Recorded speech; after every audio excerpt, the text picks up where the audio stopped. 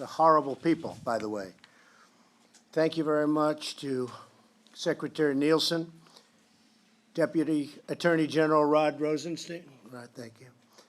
Acting ICE Director Tom Homan, who is going to be, I hope you're going to be with us for a long time.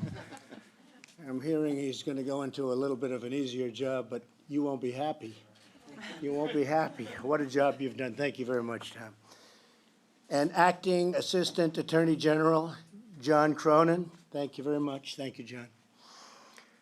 And we also have a couple of folks with us today. Laura Curran, Nassau County Executive, wherever Laura may be. Hi, Laura. How are you, Laura? Thank you very much.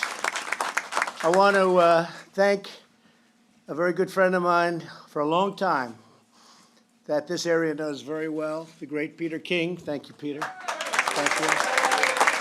Doing a good job. And he's fully got my endorsement, even though I assume he has no opponents. I don't know if he has any opponent. Nobody would be that crazy to run against Peter. Congressman Lee Zeldin. Thank you. Thank you, Lee. Great job you're doing. Thank you for all your help. And Congressman Daniel Donovan, really known as Dan, right? Dan Donovan, been a friend, for their great leadership in combating MS-13. Also, Erin King, you know who I'm talking about, Sweeney. Where's Erin? Where are you? Where are you? Hello, Erin. How are you? A little bit of a relationship. Oh, Rosemary. Hi, Rosemary. So you say, that's my wife. I know that's your wife. Nice to see you. Thanks, Rosemary. Thanks for being here. Thank you very much, Erin. It's a great honor to have you. We're also grateful to be joined by Commissioner Jerry Hart of Suffolk County and Commissioner Patrick Ryder. Thank you very much. Thank you very much. And they know this threat probably as well as anybody. We're especially moved today to be joined by families who have suffered unthinkable heartbreak at the hands of the MS-13 gangs. I'm truly honored to be joined again by the courageous families who were my guests at the State of the Union. That was a special evening. Elizabeth Alvarado, Robert Mickens, Evelyn Rodriguez, and Freddie Cuevas. Thank you. Thank you all. Thank you. Thank you. Thank you. Their beautiful daughters, Kayla and Nisa, were murdered by MS-13 gang members, many of whom exploited glaring loopholes, and we have the biggest loopholes of any country anywhere in the world. We have the worst immigration laws of any country anywhere in the world. But they exploited the loopholes in our laws to enter the country as unaccompanied alien minors. They look so innocent. They're not innocent. We are praying for these families with us today, and we pledge to honor the memory of those you lost with action and resolve, and I'll just add another word, with great success. And thank you very much for being here. Thank you so much. Really appreciate it. And they will not have passed in vain, that I can tell you. MS-13 lives by the motto, kill, rape, and control. That's actually their motto. Kill, rape, and control. Last month, MS-13 reportedly called for its members here on Long Island, where I essentially grew up. You know Jamaica, right? I always said Long Island's very close. To call and to see what happened is just incredible. But they killed a cop for the sake of making a statement. They wanted to make a statement. So they killed a cop, a policeman. Here in Nassau County, MS-13 gang members were charged with killing and hacking up a teenager. And police officers just told me 4 other young men were brutally murdered recently by MS-13 in Suffolk County. In Maryland, MS-13 gang members are accused of stabbing a man 100 times, decapitating him, and ripping out his heart. Police officers also believe the MS-13 members beat a sex-trafficked 15-year-old girl with a bat 28 times, totally disfiguring a beautiful young woman. In Texas, 2 MS-13 gang members were charged after kidnapping, drugging, and raping a 14-year-old girl. They then murdered her and somebody else. Crippling loopholes in our laws have enabled MS-13 gang members and other criminals to infiltrate our communities, and Democrats in Congress refuse to close these loopholes, including the disgraceful practice known as catch and release. That's you catch them, you write up a little piece of paper that's meaningless, and then you release them. And they go all throughout the country, and they're supposed to come back for trials. They never come back, or very rarely. It's the rare person that comes back. Democrats have to abandon their resistance to border security so that we can support law enforcement and save innocent lives. And I noticed recently where Democrats, Nancy Pelosi as an example, are trying to defend MS-13 gang members. I called them animals the other day, and I was met with rebuke. They said, they're people. They're not people. These are animals. And we have to be very, very tough.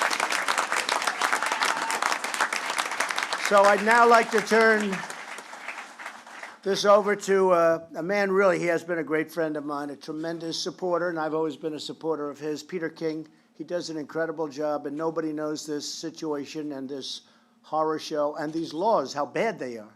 Worst in the world, better than Peter King. Peter? Thank you, Mr. President. Thank you very much. And let me say what... Thank you. Thank you. Thank you. Mr. President, say what an honor it is to have you back here on Long Island. As you say, you're a neighbor. You were in Suffolk County last year, Nassau County this year, and you, more than anyone in the country, is highlighting the evil of MS-13. I congratulate you. I thank you for leading this effort. They are horrible, vicious, rotten murderers, and you are really leading the charge, and thank you for doing this. Thank you for assembling all of us here today, and thank you for mobilizing all the efforts of the federal government behind this. So thank you very much. Also, on a somewhat jocular note, let me tell Laura Curran, I want to thank her for giving visas to Donovan and Zeldin to let them into Nassau County. I promise you I'll get them out of here as soon as I can, okay? So, okay. Now, we're very serious. This is a very serious issue. I have these family members here. I've worked with them. I know what they've gone through. And for anyone who wants to minimize the danger of MS-13, just ask Commissioner Hart, Commissioner Ryder. They know firsthand exactly what this is all about. Let me also commend ICE for the great job that they do. Tom is here, and he's done excellent work in Suffolk County and in Nassau County, working with Nassau and Suffolk County Police. So, Mr. President, you have experts here that can talk. I just want to, again, thank you from the bottom of my heart, for all that you're doing. Thank you. Well, thank you very much, Peter. I do want to say, and I have to pay great tribute to ICE, Border Patrol, but ICE came in and they are doing a job. We are taking them out by the thousands. Now, if we had laws that were proper, they wouldn't be coming back to the extent, but they've taken them out by the thousands, and it's way down, but it's still far too much, and it's unacceptable. So I thought maybe what we'll do is we'll go around the table, say a few words. If you might, we'll start right here. You have done a fantastic job, and we appreciate it. Let's go. Why don't we start? Thank you, John. Thank you, Mr. President. On the very day that Attorney General Jeff Sessions was sworn in, you signed an executive order with a very clear directive: reduce crime in America. And it is my honor to support carrying out your mandate by helping to bring MS-13 to justice and by working to dismantle this gang that's terrorizing our communities. I know people in this room are very familiar with the horrifying stats, but MS-13 is one of the most violent and formidable threats that our country faces today. MS-13 leaders may operate out of prisons in El Salvador, but the gang is alive and well in our streets. It is estimated there are 10,000 MS-13 members in the United States. 2,000 are estimated to be right here in Long Island. And their ranks are continually being refilled with new emissaries from El Salvador. MS-13 is infiltrating our high schools, our middle schools, even our elementary schools. The gang's brutality, as you alluded to, Mr. President, just cannot be captured by words. You mentioned their motto, kill, rape, control. They live by that motto. They kill, murdering their victims, murdering them with machetes, chains, knives, bats, firearms. They rape, gang raping young girls, selling them for sex. They control, killing not just rival gang members, but also fellow MS-13 members who are suspected of being cooperators with law enforcement or violated gang rules. For example, in March, an MS-13 member named Elmer Lopez pled guilty to murdering a fellow gang member who is suspected of cooperating with law enforcement. Lopez and his cohorts brought their victim to a secluded, wooded area in Brentwood, maybe about 15 miles from here, where they took turns slashing and stabbing him to death. Mr. President, the victim's skeletal remains were discovered more than 4 months later. A few months ago, MS-13 member Raul Landaverde Huron, who also is facing federal charges for allegedly illegally re-entering the company after he was deported. Landaverde Huron was convicted of murdering someone who had fled El Salvador for Maryland to avoid a kill order from MS-13. Landaverde Huron and his fellow thugs lured that victim to the woods, shot him in the head, and stabbed him in the face and neck. For his role in the murder, Landaverde Huron received a promotion from MS-13. Well, Mr. President, thanks to our criminal justice system, he will also be receiving a mandatory life sentence. Great.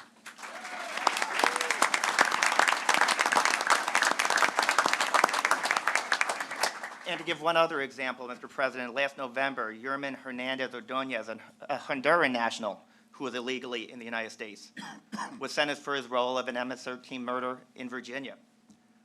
Hernandez Ordonez oversaw 2 young MS-13 recruits. They were tasked with murdering a rival gang member to gain admission into MS-13. After 2 failed attempts to shoot the victim almost managed to flee. But Hernandez Ordonez made sure he didn't get away. He chased him down, caught him, and brought him back. The 2 recruits then shot their victim in the head and were initiated into MS-13 later that same day. Mr. President, these and the disgraceful examples that you mentioned in your opening remarks are just a small sample of the unspeakable violence of MS-13. But we are hitting MS-13 hard with targeted prosecutions across the country, including right here in Long Island. We are surging federal prosecutors, surging them to the border to prosecute immigration offenses, surging them to U.S. Attorney's Office around the country to prosecute violent crimes. We're working with our partners in Central America, work that has resulted in thousands of arrests of MS-13 members.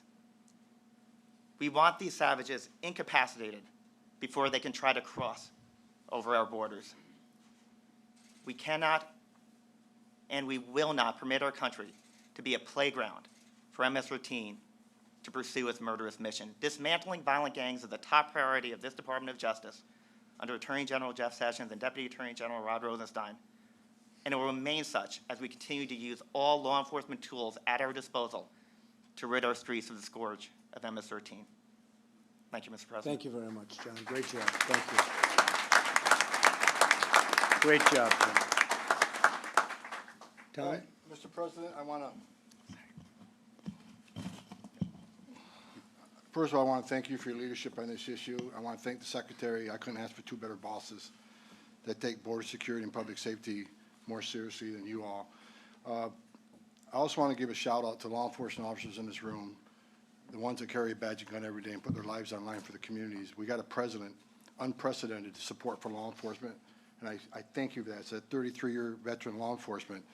You're doing a tremendous job. You got the backs of law enforcement. You got their 6. We appreciate it. Thank you. Thank you.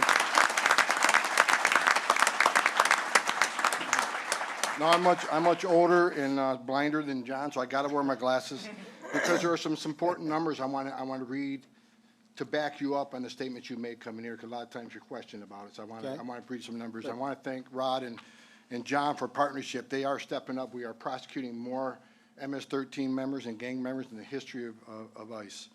ICE is working hard to ensure the United States does not become a safe haven for these criminals. HSI, our division, our criminal investigators in HSI has continued to attack the efforts of MS-13 here domestically and abroad, which I'll speak to in a minute. We have doubled our arrests of MS-13 members under your command, President Trump. In FY17, the first year, HSI ICE arrested 896 MS-13 leaders, members, and associates. They arrested another 4,800 total gang members throughout the United States, to include MS-13. Since FY16, ICE has removed nearly 11,000 criminal gang members. Specifically about New York, the targeting of MS-13 on Long Island is one of the primary goals of ICE because New York is under attack. With a cooperative focus on sources and intelligence, our ongoing initiative, we arrested in the past year 300 MS-13 criminal arrests here on Long Island. And more than 40% of those we have verified are unaccompanied alien children. So it is a problem. There is a connection. MS-13 terrorizes communities and they commit violent crimes, as you said. I know you've been taking a hit on your comments about animals and MS-13, but I think you're being kind. Animals kill for survival. MS-13 kills for sport. They kill to terrorize, and there's a big difference there. We want to push our borders out, so we're attacking MS-13 where the command controls in El Salvador. Our attache offices in Central America are working very closely with the federal police in El Salvador, along with El Salvadoran prosecutors. We have arrested and taken off the streets in El Salvador hundreds of MS-13 gang members. We just did a trip down there. We took local law enforcement, some prosecutors down there to meet with the federal police and the prosecutors who we've totally vetted. They are part of our vetted unit, and we've trained them. We went to one of the prisons down there where 70% of the population in that prison MS-13 gang members. These are the worst of the worst, and because of ICE's work, along the Bureau and Department of Justice, our intelligence and our evidence supplied to the officials in El Salvador put most of them people in that prison, which, if you think about it, we prevented many of these people from getting to the United States and took them out right there in El Salvador. We'll continue to do that. We'll continue to work with our Salvadoran and Central American partners to play the away game and stop most of them before they get there. I can tell you that ICE is not going to stop making this a priority until we totally dismantle this organization. We won't rest until that's happened. So I want to thank you again for your leadership. ICE is on the job. ICE isn't going away. New York, despite your governor's comments about ICE, ICE has done a lot for this state. We'll continue doing a lot for this state. We've taken nearly 5,000 criminal aliens off the street in New York, and we're not going anywhere. So we're going to be here and do our job and try to make this the safest place that the community's going to have. Thank you very much. Appreciate it. Thank you, Tom. Thank you, Tom. Great job. Thank you. Rod, thank you. Thank you, Mr. President. Under your leadership, Attorney General Sessions has made violent crime and illegal immigration a top priority for the Department of Justice, and we're making tremendous progress. We're working in coordination with Homeland Security and with our other federal partners, as well as state and local law enforcement. The feedback that we're getting, as Tom mentioned, around the country is that state and local law enforcement appreciate their partnership. It's an unprecedented level of coordination with federal law enforcement around the country, particularly on this challenge of violent crime and MS-13. John mentioned that some of the recent cases, the horrific cases we've handled in the Department of Justice. I saw this firsthand when I was U.S. Attorney in Maryland in 2005. We began using federal racketeering statutes to try to dismantle the MS-13 gang. And we had tremendous success for quite a few years. But we found in recent years a resurgence of MS-13 in Maryland and the D.C. area, and it was fueled by illegal immigration and particularly by the challenge of unaccompanied minor children. And there are several loopholes in federal law that facilitate this, that create a particular problem for Homeland Security and for us with regard to unaccompanied children who enter the United States illegally. The first is that they are not eligible for expedited removal, which means that most aliens who enter the United States, if they're caught within 14 days, within about 100 miles of the border, they can be removed on an expedited basis without needing to see an immigration judge. But under federal law, all unaccompanied alien children, regardless of nationality, they have to go before a judge. They cannot be subject to expedited removal proceedings. The second challenge is that almost all unaccompanied children are released from custody even if they want to go home. And the reason for that is that there's an exception for aliens from Mexico and Canada. They're permitted to withdraw their applications and return home. But for other countries, even if those aliens request to go home, we're not allowed to do it. We're required to put them in immigration proceedings. And in addition to that, Homeland Security is required to turn them over to HHS within 72 hours as a result of federal law. It can take months and sometimes years to adjudicate those claims once they get into the federal immigration court system, and they often fail to appear for immigration proceedings. In fact, approximately 6,000 unaccompanied children each year fail to appear. When they've been summoned, they're released and they don't show up again. The third challenge is a consent decree entered by the government in 1997, which continues to burden our efforts to enforce immigration laws. Under that consent decree, INS at the time agreed that illegal alien children would be subject to special rules, special judicial supervision that handicaps DHS's ability to detain and promptly remove unaccompanied alien children. And the fourth challenge that we face is that once released, as you mentioned, many of them never come back again. With very few exceptions, once those unaccompanied alien children are released into the community, even if they're gang members, they will generally remain in the United States. They frequently abscond and fail to appear for the removal hearings. Approximately 90% of all removal orders each year result from a failure to appear at a hearing. And according to Homeland Security statistics, less than 4% of illegal alien children are ultimately removed from the United States. So most of them, once they're released, they're here to stay. The consequence of these loopholes, Mr. President, is that although we're doing everything we can to combat crime in the United States, we're letting people in who are creating problems. We're letting people in who are gang members. We're also letting people in who are vulnerable. Many of these alien children who have no parents, no family structure, we're releasing them into communities where they're vulnerable to recruitment by MS-13. And so some of these kids who come in without any gang ties develop gang ties as a result of the pressure that they face from people that they confront in the community. So we're hopeful, Mr. President, that we can get some assistance from the Congress in closing some of these loopholes so that our law enforcement officers won't have to work so hard, and so we won't have more victims like Kayla and Nisa. Thank you. And I think that's great, Rod, and I think it's happening. I mean, I'm seeing a willingness, even to a certain extent by the Democrats, is starting to come around, but it's brutal. It's brutal, as you know better than anybody. It's a tough situation. We need the laws enhanced very substantially and very quickly. Thank you, Rod, very much. Very nice. Patrick. Mr. President, first of all, on behalf of all our Nassau County police officers, and I think I could speak for every officer in this room and in this country, we know we have a president that has our back and supports us every single day when we go out and do the mission that we are tasked to do. We have about 500 identified MS-13 members in Nassau County. About 250 of them are active.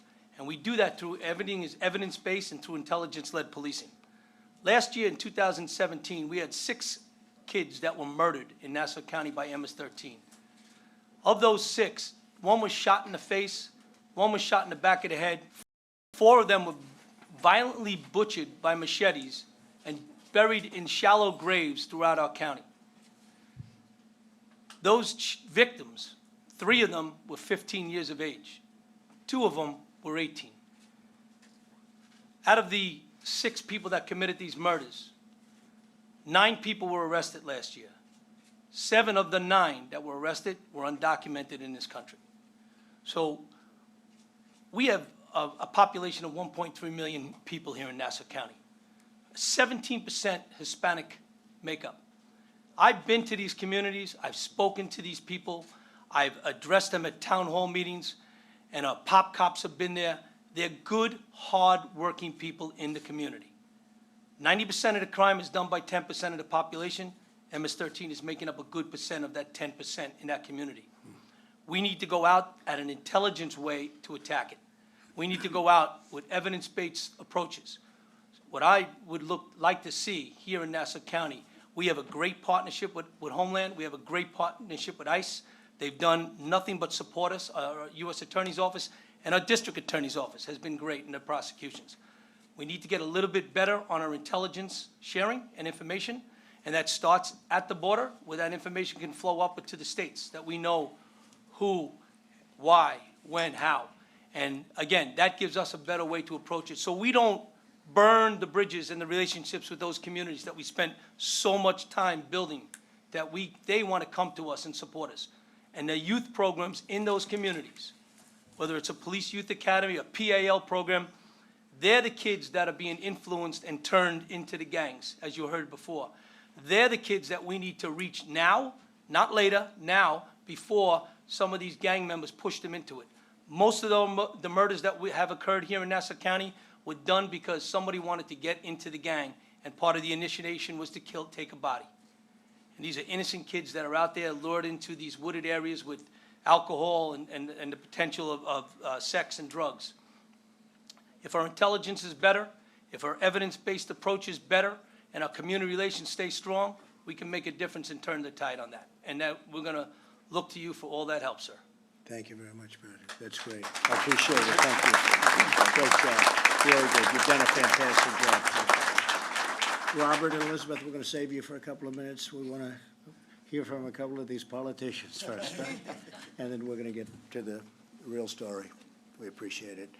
Dan, go ahead. Thank you, Mr. President, and I'd remind you, we're public servants, we're not politicians. But thank you for your leadership here. This is our second visit. This is our second visit here to Nassau County. It's the second time that through your leadership you came here, because this community is hurting. Behind you is a sign that says, secure our borders, protect our communities. That's one sentence with a comma in it. If we do one, we achieve the other. And it's the one thing that you've been trying to do for the 15 months that you've led this nation. We need border security. We need tougher immigration laws. We need to help communities like this. The examples, I was a prosecutor for 20 years, Mr. President. I was 8 years in the Manhattan DA's office. I was deputy chief of the Narcotics Bureau, where we saw vicious gang assaults and murders. I was 12 years as the Staten Island district attorney, as you know. I have never seen the viciousness like you just described in your opening remarks. We're here to help. These brave people, Pat, John, Rod, the folks on the ground, they're enforcing laws, but we have to make the laws. And we learn a lot by listening. That's why I'm so grateful that you're holding this roundtable, because a lot of what Lee, Pete, and I will do when we go back to D.C. is take the information we learn here and implement them into our laws. On the way up with you, the Secretary was describing to us how after a criminal is convicted and they're illegal, if their home country doesn't take them back in 6 months, we have to release them back in the community. Well, what country would take back these people that our fellow crime fighters have just described? Nobody would take them back. We have to change those laws, Mr. President. Thank you for your leadership. Thank you for your commitment to protect our nation, and thank you for your support of our law enforcement officers. Good. Thank you very much, Dan. And just before, thank you, Dan. Just before we get to the Secretary, I have to say that many of these countries we give tremendous amounts of aid to, tens of millions of dollars.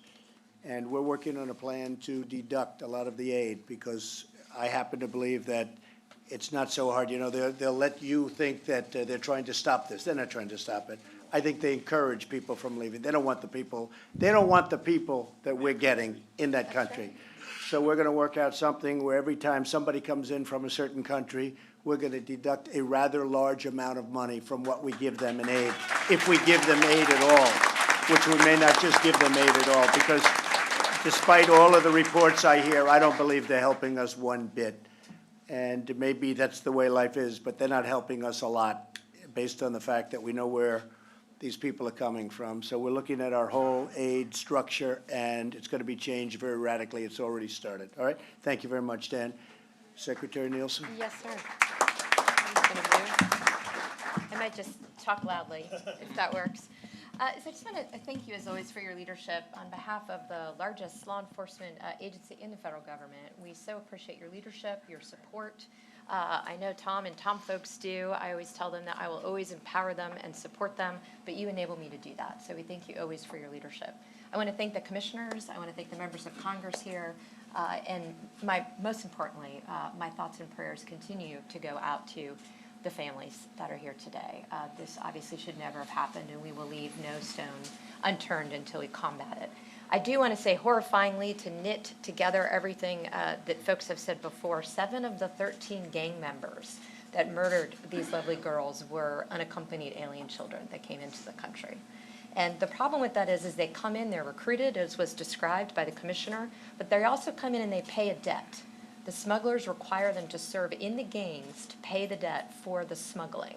So they're either forced to join the gangs, or they're tricked into joining the gangs, or they're recruited to join the gangs. So there absolutely is a tie between all the loopholes the Deputy Attorney General described and the resurgence of these gangs in our communities. The other two loopholes I might have just mentioned, one was just mentioned. The other one is that we still cannot bar known gang members from coming into our country.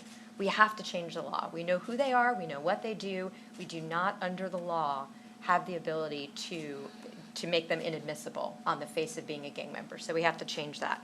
So DHS, as the director knows, we're leaving no stone unturned, as I said. We're securing our borders, we're building your wall, we're increasing technology. You've deployed the National Guard. We have 3,000 apprehensions that are attributed in addition to the fact that the National Guard is there. We're enforcing the law. I also would like to join the director in thanking everyone here that represents law enforcement for putting your lives on the line every day to help our communities. You have tremendous thanks from all of us.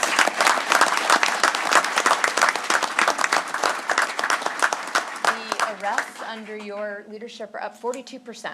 So the men and women that you have empowered are out there doing their job every day. We're cracking down on fraud. We have a 315% increase in adults who are using children to pose as a family to come into this country illegally. We cannot have that. So we're cracking down on fraud. We're cracking down on adults who pretend to be children to come in because they know that's a loophole. And we're certainly cracking down on the false asylum. If you want to come here for family reunification, that's not asylum. If you're coming here to seek a job, that's not asylum. Those are not legitimate reasons under the law of the United States. We will not grant you asylum. We are going after the gangs. Director Homan talked a lot about that. We're protecting children. We need to protect all the children that do come here. So we're increasing background checks to make sure that when we do, through HHS, hand over a child to a sponsor or alleged family member, that they are, in fact, either a family member or somebody who is not a convicted criminal, smuggler, or trafficker. And finally, we're pressing Congress, and I will continue to do that. I had many conversations on the Hill this week. I have made it my duty. I appreciate the members being here for that reason. But we will close these loopholes, and we will take our communities back under President Trump. So thank you all for being here. Thank you, Kirsten. Thank you. Great job. Thank you. And thank you for the really great job you're doing. I really appreciate it. Not easy. Not easy. Lee? Mr. President, thank you for coming back again. This is your second time in less than a year that you're on Long Island for this purpose. And the message that gets sent to the victims of MS-13 is certainly being heard and felt by them. The message is being heard and felt by the law enforcement officers here on Long Island who MS-13 has been threatening. It sends a strong message not only to Long Islanders who care about our community and our public safety, but it also sends a strong message all throughout our entire country. It's really important when you run for office that you're able to keep your promises. And the effort that you have been showing to ensure the defeat of MS-13 is incredibly important, and it's recognized. I was last week in Jerusalem, where we were moving an embassy and a promise was being kept. I was in the Middle East last Christmas, visiting our troops where ISIS is almost completely wiped off the map in Iraq and Syria. It's so important for us to keep our promises. The message is being sent not just to Long Islanders, but all throughout the entire country. You have to, when wanting to eliminate a threat, be willing to identify it. And what we saw with the reaction to, it was the California sheriff asked you about MS-13, and you responded immediately to that remark and called them animals. And as our acting ICE director said, that was a nice way of putting it. But if you're not willing to even identify the threat, you have no chance of eliminating it. Same thing if you want to get rid of the heroin and opioid abuse epidemic, another promise that you're keeping. Locally, we have seen many indictments coming down from a great local U.S. Attorney's Office. There's a U.S. Attorney here, Rich Donahue, who I'm a little biased towards. He's a former 82nd Airborne Division paratrooper. But we're seeing indictment after indictment come down here in the Eastern District, and it's a product of all of the people who are here at this table who work for them, working at every level of government. We're about to hear from Ms. Hart, our new police commissioner in Suffolk. Everyone working together to ensure that this is accomplished is critical. This issue should transcend partisan politics. And unfortunately, it's not right now in Congress. Nancy Pelosi recently took 9 hours on the House floor to celebrate the humanity and the behavior that encompasses what has torn apart the hearts of our families who are here. As far as sending messages, it's also an important message to send to congressional Democrats. You have shown a willingness to compromise on this issue. And uncomfortable, you've put your neck way out there. And you're, in a way, you end up negotiating against yourself when the congressional Democrats just refuse to work with you. It's obstructionism. There are people who are in Congress who have pledged to oppose and obstruct everything and anything, saying they cannot work with you because if they work with you, they'll legitimize your presidency. You were elected president of the United States. They were elected to serve in Congress. They took an oath. They need to protect our constituents here. They need to protect their own. They need to work with you because you're putting your neck out there on the line. They need to do it as well, even if they're taking a tough vote for their constituents.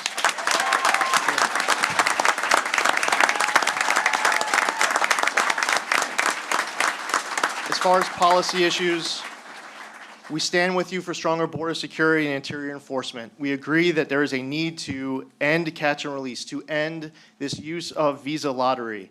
Beyond just the worst offenses that we've heard a lot about are all of the other offenses that aren't the high-profile incidents that we hear about in the national media. It's the drug trafficking that takes place here on Long Island and elsewhere. It's the sex trafficking that takes place on Long Island and everywhere all throughout our entire country. So all these policy issues are really important. Securing entryways is important, not just to keep out people who shouldn't be entering our country illegally, but also keeping things out of our country that should not be entering our country illegally. And as you know well, and I appreciate your leadership on the heroin opioid abuse epidemic, that is something that has been a huge impact on Long Island as well. Finally, we discussed it once before when you also, and I like to report back to my constituents, this isn't just something that we're talking about while you're able to come here to Long Island, but also meetings that have taken place at the White House and other efforts that are underway. But there is a need to have a tool given to our Justice Department, in my opinion, to be able to end our homeland security, to be able to revoke the naturalization of someone who it turns out that they were engaged in gang violence before they received their naturalization. Or if it's 6 months later or 2 years later, they engage in gang violence, they should have their naturalization revoked. I introduced after our last meeting the Protecting Our Communities from Gang Violence Act, H.R. 5065. I look forward to working with you on all of this. And I just really want to thank all of the fine, distinguished people who are here at this table. And also to everyone watching at home who's standing with our president. It's an important message to send, whether you vote for a president or not. His success is our success as Americans. And as Americans, you should be rooting for this man to be successful as President of the United States. Thank you, Lee. Thank you. And you bring up a name, U.S. Attorney Donahue. Where are you, please? U.S. Attorney. He's out of the country. Oh, okay. Otherwise, he would be here. I'm just trying to figure out why we didn't introduce him, only because he's not here. But he's doing a great job. Yes, he is. Good. Thank you very much. Jerry? Thank you, Mr. President, and thank you for this opportunity Thank to you. speak with you today on this important topic. I represent the hardworking men and women of the Suffolk County Police Department, and I echo my partner, Patty Ryder's sentiments to thank you for your leadership on this critical issue. Just 2 years ago, in 2016, Suffolk County experienced some of the most devastating and tragic events in our county's history. On September 13th, 2016, Nisa Mickens and Kayla Cuevas, two beautiful young girls, were killed in a senseless, violent, and outrageous manner. These high school students were murdered shortly after one of the girls had argued with an MS-13 member in school. Days later, the skeletal remains of 3 young men were discovered in Brentwood, all of whom are believed to have been murdered by MS-13. Over the next few months, the murders continued, and culminated in April of 2017 with a quadruple homicide in Central Islip.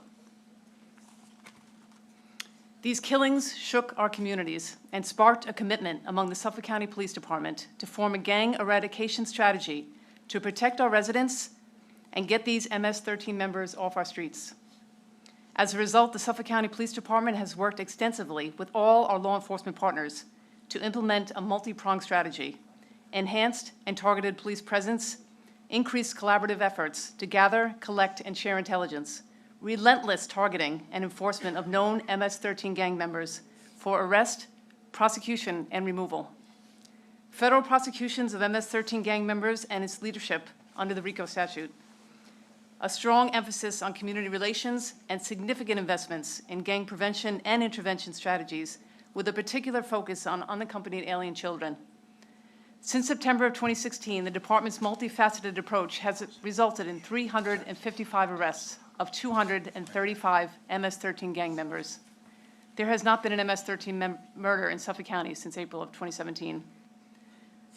MS-13 sustains itself by constantly recruiting new members, and particularly minors. MS-13 members recruit children placed in communities in Suffolk County through the UAC program. Since 2014, 4,965 UACs have been placed in Suffolk County, making it the largest recipient of UACs in the nation. While the vast majority of these children live law-abiding lives, many of them are susceptible to gang recruitment. They are young, alone, adjusting to a new country, culture, and language, and are seeking a sense of belonging. This is compounded by the fact that the sponsors of these children, in some cases, prove not to be suitable guardians. The current vetting and screening system of sponsors is in dire need of improvement. It's vital that if the federal government places UACs in our community, it's only after proper screening of sponsors, followed by measures to ensure proper guardian compliance. Your assistance in this oversight would be crucial.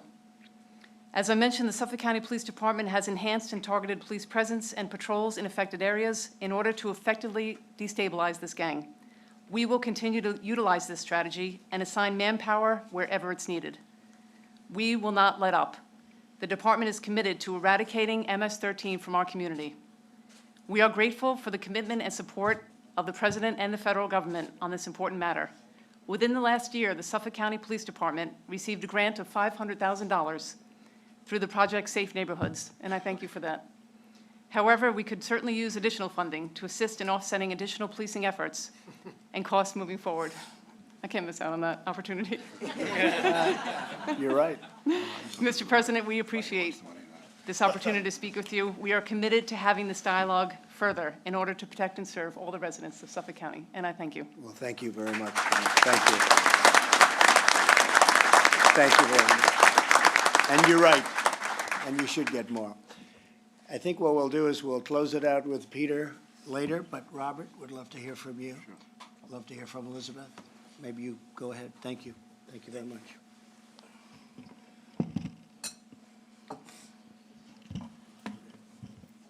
I would like to say thank you, Mr. President, for all the hard work that you've been doing since you got into office with help eradicating this gang, help bringing some type of peace to our home, even though it's still not going to be the same. For those who don't know, who haven't been through this, we have to go through this every day. It's an ongoing struggle.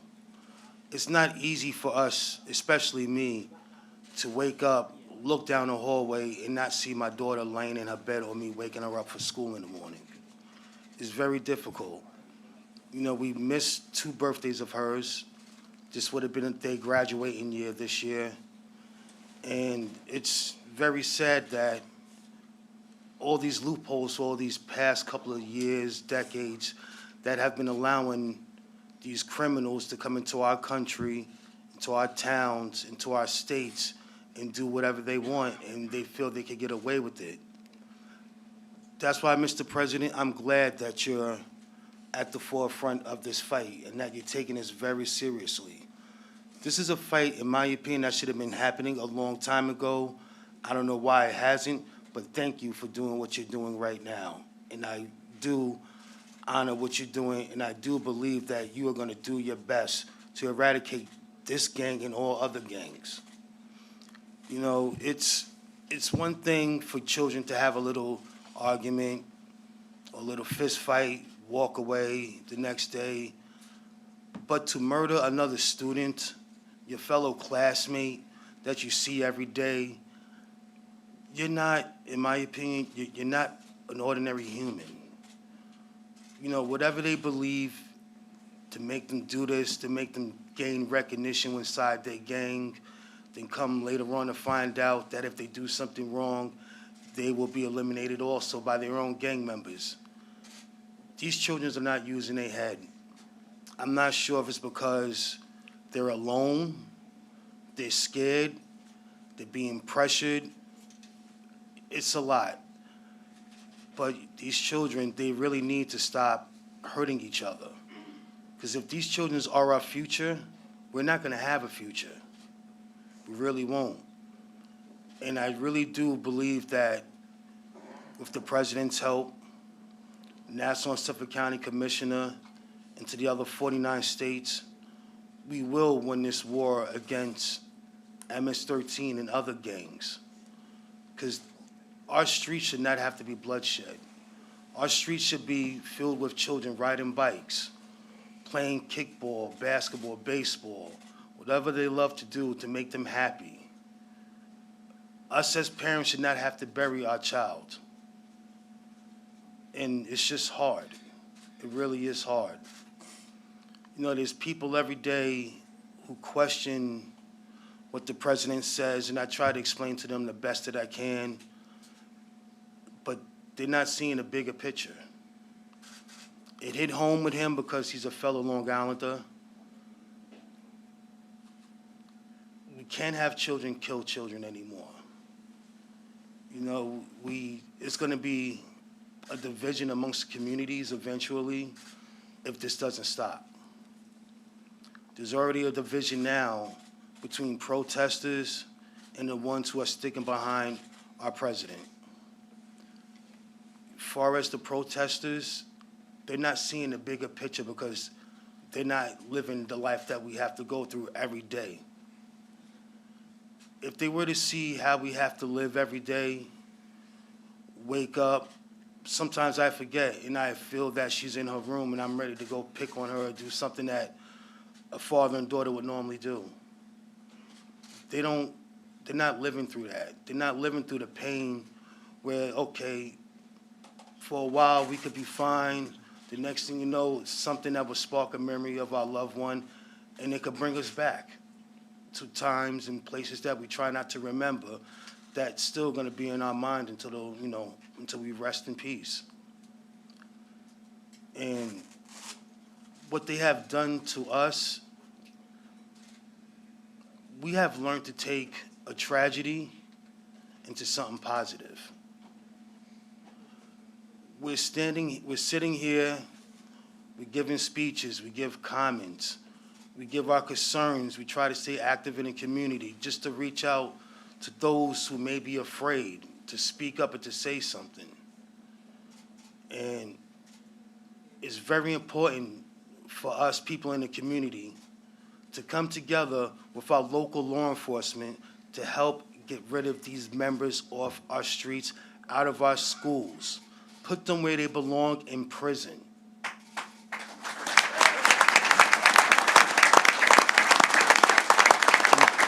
And I would like to say thank you to everybody up here on the panel for all the hard work and the dedication that you're putting forward to this. Obviously, this is a very touching subject because there's immigration involved, but they have to realize America's based off of immigration. Everybody who came here as an immigrant wanted the American dream. The American dream is still there, but if you're gonna come here with acts of violence, you can stay in your own country with that because we don't need it here anymore. Thank you. Thank you, Robert. So beautiful. Thank you, Robert. Incredible. That's incredible. Thank you. And the American dream is coming back bigger and better than ever. You know that. And I have to say, the protesters, they're not so big anymore. They're dwindling. They're getting it. Everyone's getting it. And what you just said is beautiful, and we appreciate it. Thank you. Really nice. Elizabeth, would you like to say something? Thank you, Reverend.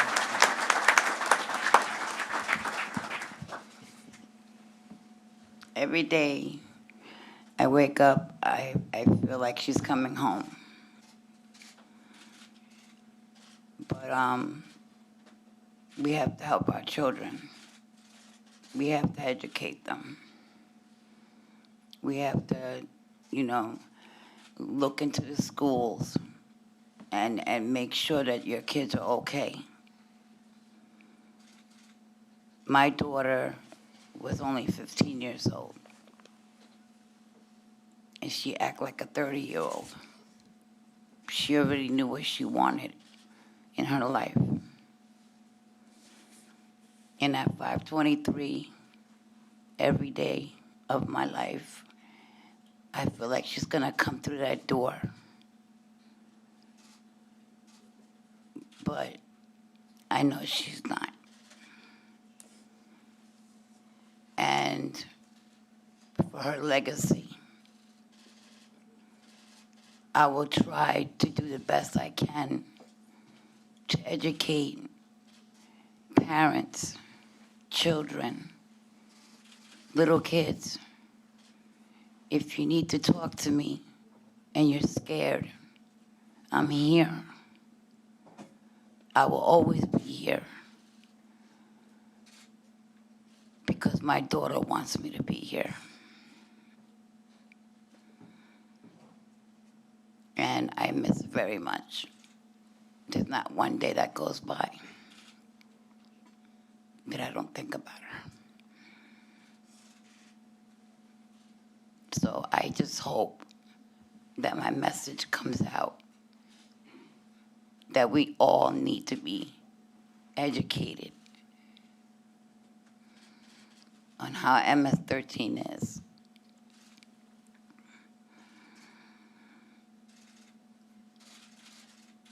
I appreciate everybody's love and friendship and meeting the president. Who would ever thought that I would do that?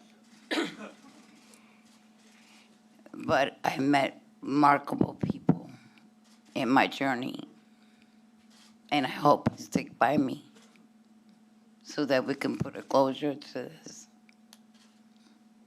Thank you. Thank you, Elizabeth. Beautiful. Thank you, Elizabeth. Thank you. We will stick by you, too. We will stick by you. Thank you, Reverend. Thank you, Reverend. Freddie, you want to start? Evelyn, go ahead. I want to thank you for having us here today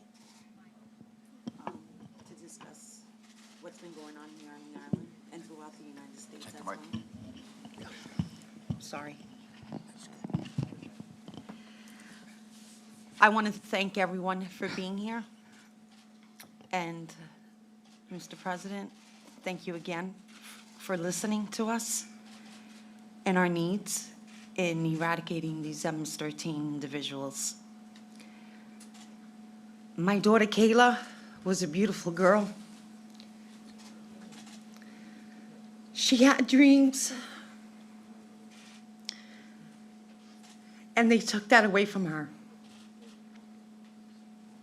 That's not right. On how these kids were murdered, tortured, is unacceptable. We should not be tolerating this behavior at all whatsoever. Law enforcement, thank you so much for your hard work and dedication in keeping our kids safe, our communities, and working together as one, and helping out each other with information that you guys receive. And again, thank you for Donald Trump for supporting our law enforcement to the fullest capacity that they need. You said the other day that these individuals are animals. You're correct. They are animals, and how they kill, how they get these kids and they torture them. No child should ever, ever have to suffer. As parents, we have to endure that pain, that numbness every day of our lives. My daughter, Anissa, is supposed to be graduating in a couple of weeks We're supposed to be getting, graduation outfits, having a party. We're unable to do that. No parent should ever have to go through this at all. We have families here from the 4 boys from Central Islip. Jose Peña, Jorge, Rivera, Michael, and the Jefferson. Their families are suffering every day, but they thank you for your hard work in trying to make the situation a little bit better. Please stand, please.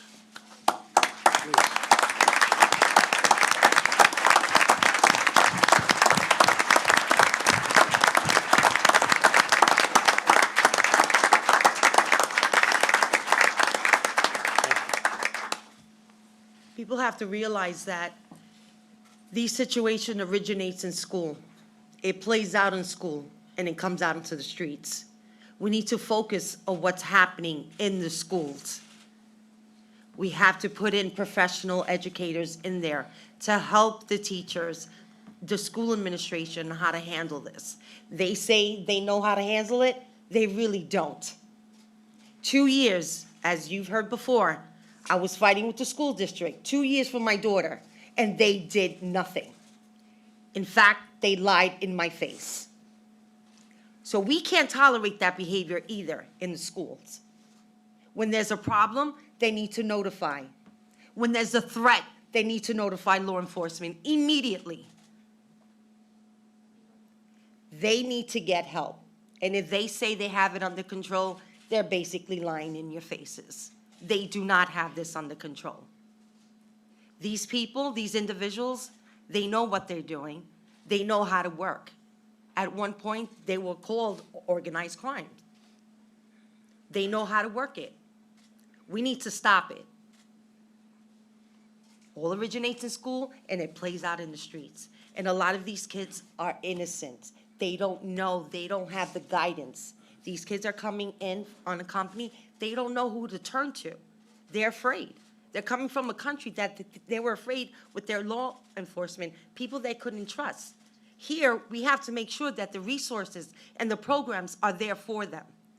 And the ones that are coming in here unaccompanied, being sponsored, we need to investigate the sponsors to make sure they're legit. And that one phone call that they do for a follow-up has to be more than that. Home visits, making sure that these kids are going a straight line. They're not going off of that straight line. They need to follow rules. Whether you're black, white, Hispanic, green, purple, alien out of this space, there is a consequence. When you do a crime, there's a consequence. You're not going to get off easy. And especially when you murder a child. That is unacceptable. Thank you.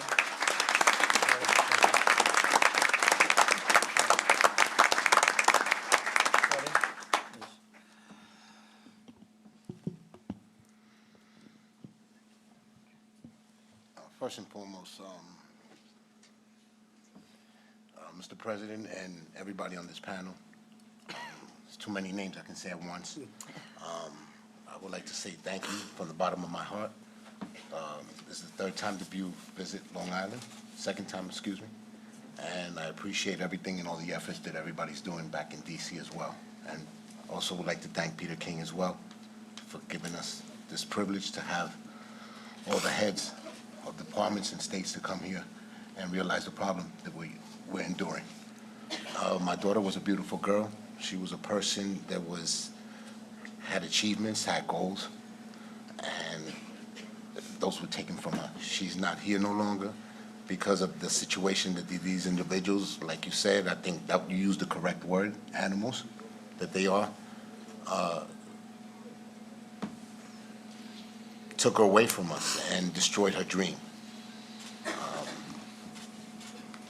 We appreciate everything that's being done, and we just need to tackle the issue stronger, and hopefully we can eliminate them and make sure that it doesn't happen again to any of the families or anybody else within our world.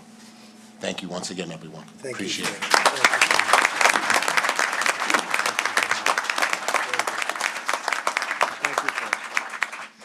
Peter? Thank you, Mr. President. Again, let me thank you for doing this. We also acknowledge our town supervisor, Joe Saladino, who's here today and doing a great job.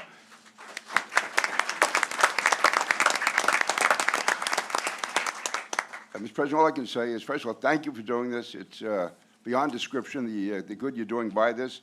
I think this is one of the most important and significant events ever on Long Island because it addresses an issue which local people have been facing for a long time, but for the first time, the federal government at your level, the U.S. Attorney's always been trying, and ICE, others, but no one from your level has ever given the attention you have. So I want to thank you very much for what you're doing.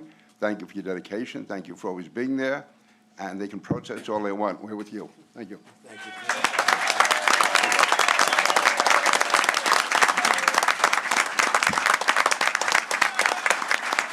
Well, I really want to thank all of the families, and Robert, Elizabeth, so beautiful. Thank you very much. I really appreciate that. That was incredible. And Freddie, Evelyn, thank you very much. Not much you can say other than we are really working hard on this problem. This is a horrible problem. We're bringing them out, and our people are rougher than them. That's the only language they understand. It would be wonderful if we could talk nicely and softly, but the only language they understand is their toughness. And Tom, you've displayed it. Your people have displayed it. Everybody up here has displayed it. Everybody. But the records are being set, but they still keep coming in. We need immigration laws. We need strong laws. And we're going to get them. It's moving. It's harder and harder for the Democrats to fight it. Look, I'd like to say it's just people doing it. They happen to be Democrats. They're very well unified in this regard. But they're starting to break up now. Finally, they're starting to break up. And the other day was actually a great day when they were coming to the defense of MS-13. They're coming to the defense, and that was the end of them because nobody understood it. Nobody. When they started rationalizing, and maybe it was the way they grew up, and maybe it was, but we're stuck with a big problem. Again, you heard the numbers. You heard what a number of the folks have said. We're taking them out by the thousands, and they're being thrown out of the country. They're being put in jails. When they're put in jails, that costs us a fortune for years and years and years as a country. But when we throw them out, they go back on the streets. They don't go anywhere. The countries don't want them. Some cases, the countries don't take them. But now with us, they take them. With the previous administration, they'd say, no, we don't want them. With us, it's a much different deal. They take them, but you don't know what they do with them. Do they let them out? Do they put them in jail? Are they incarcerated? They're murderers in many cases. Are they incarcerated? So we're very tough, but we're getting a lot tougher. But we do need law changes. We need those laws to change because we can be really smart and we can really know what we're doing, which we do. These are all incredible professionals. Everyone up here, incredible professional. But when the laws are no good, the laws are horrible. There's not much you can do beyond what we're doing. We're down on immigration, crossing the borders more than 40%. We were actually down 77%.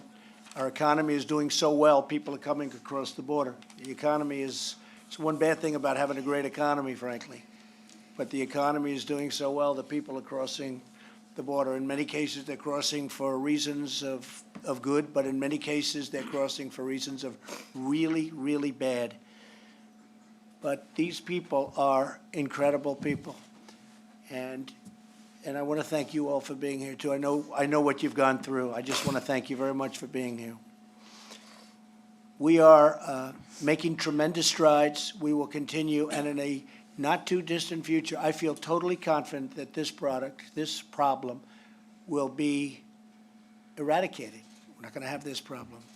I essentially grew up on Long Island, and when I hear Hempstead and Mineola and all of the places that I know so well, that you can't walk outside. This used to be where you'd leave your doors unlocked. You'd leave your windows open, always. And you have gang members now that are so rough, people are afraid to go outside. We have these trucks coming in. They used to call them paddy wagons. I don't know what they call them anymore. What do they call them, Tom? but we have the ICE guys coming in. And I'll tell you something, the ICE guys are a lot rougher than the MS-13 guys. They're rougher, they're tougher, and they're meaner.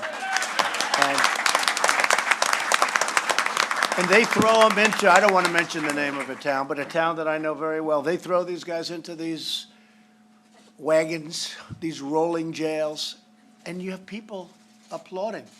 It's almost like a war where you're getting rid of somebody that's occupying your nation. And for me to go through and be in this position and see towns that I've known all my life. I grew up here. I know every one of the towns. And it's unthinkable that it's almost like an occupied territory where your children are afraid to go out. And in many cases, if they go out, bad things happen. But when you see the scene, and I saw it, Tom, I saw it, of guys being thrown right into these wagons, being taken away, and the crowd is cheering, cheering. And in one way, it's beautiful, and another way, it's terrible that we're having to even conceivably do that, especially in a place that you've known so well all your life, that was safe. I just want to thank the law enforcement, because what they go through and the restrictions that are put on them are incredible. They got to be nice. They can't be too tough. They have to be gentle. They can't touch, they can't do anything. And they do an incredible job. And people understand it. And to law enforcement, I have to tell you, because I've gotten to know the heart of this country maybe better than anybody, that's why I'm here. The people out there love you and respect you. You may read a lot of stuff. I will tell you, you are the most respected people there are. And on behalf of everybody, I want to thank you very much for what you do. Thank you. Thank you very much. Thank you.